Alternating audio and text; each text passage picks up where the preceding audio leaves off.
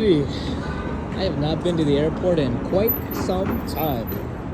I must not be the only person that gets a printed ticket. You know, I had a birthday recently, but to call it a happy birthday would be a lie. My mom has been struggling with this new illness that has completely tested the household on every level of existence. Emotionally, well, physically, emotionally, spiritually, what else? What do we got? All of it.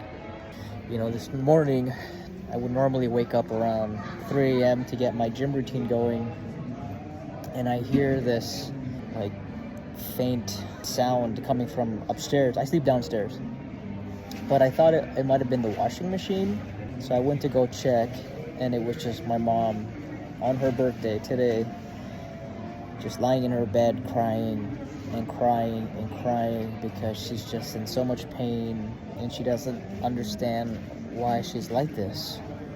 Obviously, minus the illness, you know, I tried to pick her brain a little bit and understand why she's crying, and she just asks why would God put her in this situation and in all this pain, you know. And then I hear that response, it makes me think, why would God do that?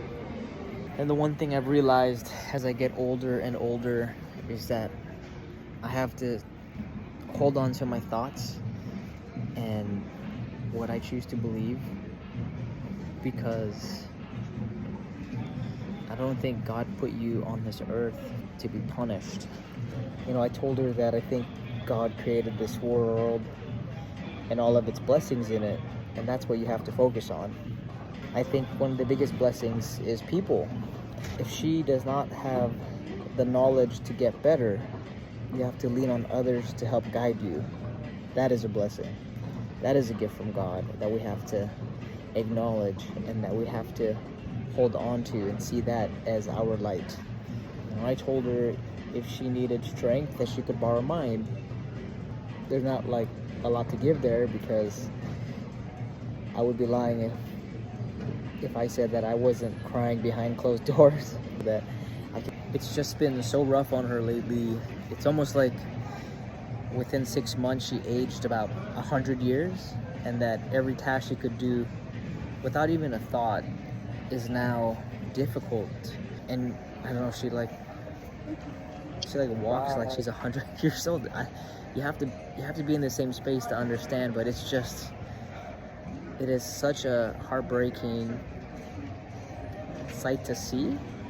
And I know she's trying to stay positive, but fuck, man, her situation is a total mindfuck. Anyway, I have a work trip right now, so I'm going to Canada.